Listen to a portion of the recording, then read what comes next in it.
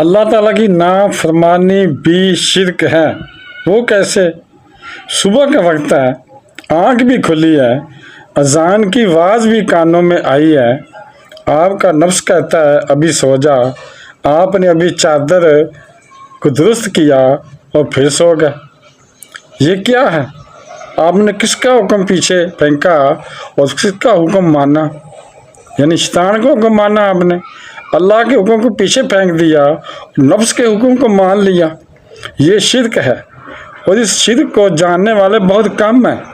یعنی کہ آپ نے اپنی مرضی کی، آپ نے اللہ کی مرضی نہیں کی، آپ نے اللہ کی تابع داری کی بجائے شیطان کی فرما برداری کی۔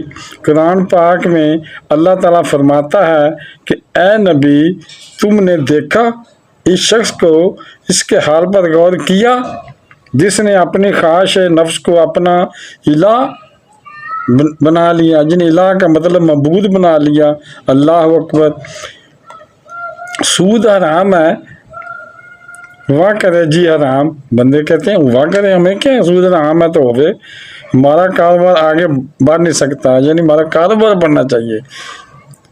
تو اللہ کے حکم کو پیچھے اور نفس کے تقاضے کو آگے رکھا، تو پھر بتاؤ کون معبود ہوا؟ نام عبداللہ رکھنا ہے، نام عبد الرحمن رکھنا ہے، مگر ہو آپ عبد النفس، یہ نفس کے بندے بن جاتے ہو۔ عبد مانا بندہ آتا ہے، جنہیں عبد الرحمن کا بندہ، عبداللہ اللہ کا بندہ اس کا مطلب ہے، تو بن آپ عبد النفس جاتے ہو، یعنی نفس کے بندے بن جاتے ہو، نفس کے تابع داری کرتے ہو، نفس کے غلام بن جاتے ہو۔ افضل جہاد کیا ہے؟ نفس کے خلاف جہاد کرنا اصل جہاد ہے۔ اللہ کی فرمان برداری کیجئے، شیطان کی پیروی چھوڑ دیجئے۔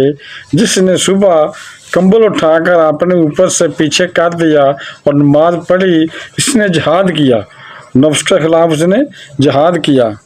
اگر ویڈیو اچھی لگی تو چینل کو سبسکرائب کر دیں تاکہ میری آنے والی اچھی سے اچھی ویڈیوز آپ کو ملتی رہے۔ السلام علیکم۔